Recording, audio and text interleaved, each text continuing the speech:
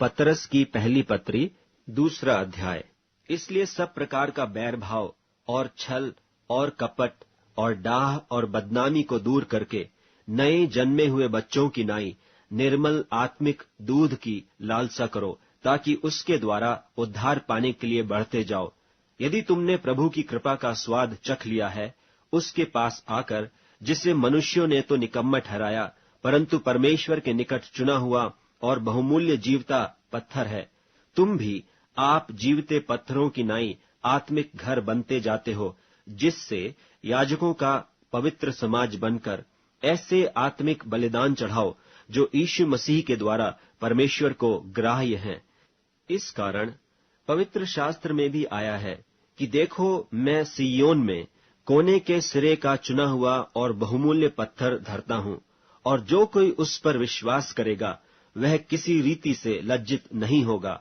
सो तुम्हारे लिए जो विश्वास करते हो वह तो बहुमूल्य है, पर जो विश्वास नहीं करते उनके लिए जिस पत्थर को राजमिस्त्रियों ने निकम्मा ठहराया था, वही कोने का सिरा हो गया और ठेस लगने का पत्थर और ठोकर खाने की चट्टान हो गया है। क्योंकि वे तो वचन को न मानकर ठोकर खाते हैं, और इसी के लिए वे ठहराए भी गए थे। पर तुम एक चुना हुआ वंश और राज पदधारी, याजकों का समाज और पवित्र लोग और परमेश्वर की निज प्रजा हो, इसलिए कि जिसने तुम्हें अंधकार में से अपनी अद्भुत ज्योति में बुलाया है, उसके गुण प्रकट करो। तुम पहले तो कुछ भी नहीं थे, पर अब परमेश्वर की प्रजा हो। तुम पर दया नहीं हुई थी, पर अब तुम पर दया हुई है। हे प्रियो, मैं तुमसे विनती करता हूं कि तुम अपने आप को परदेशी और यात्री जानकर उन सांसारिक अभिलाषाओं से जो आत्मा से युद्ध करती हैं बचे रहो।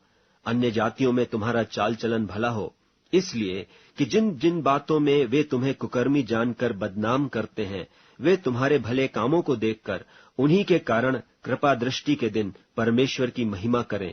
प्रभु के लिए मनुष्यों के ठहराए हुए हर एक प्रबंध के अधीन में रहो, राजा के इसलिए कि वह सब पर प्रधान है, और हाकिमों के, क्योंकि वे कुकर्मियों को दंड देने और सुकर्मियों की प्रशंसा के लिए उसके भेजे हुए हैं। क्योंकि परमेश्वर की इच्छा यह है कि तुम भले काम करने से निर्बुद्धि लोगों की अज्ञानता की बातों को बंद कर दो, और अपने आप को स्वतंत्र जानो, पर अपनी इस स्वतंत्रता को बुराई के लिए आड़ न बनाओ, परंतु अपने आप को परमेश्वर के दास समझकर चलो।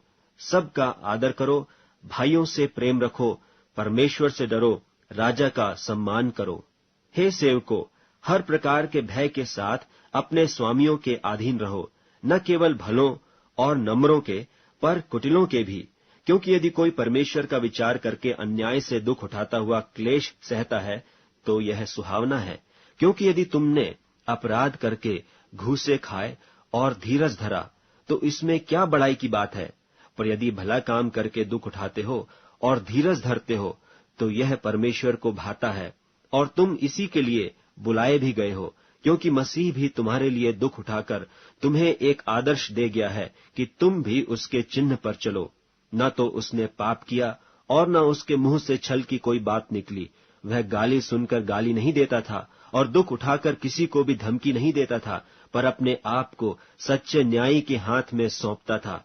वह आप ही हमारे पापों को अपनी देह पर लिए हुए क्रूस पर चढ़ गया, जिससे हम पापों के लिए मर करके धार्मिकता के लिए जीवन बिताएं।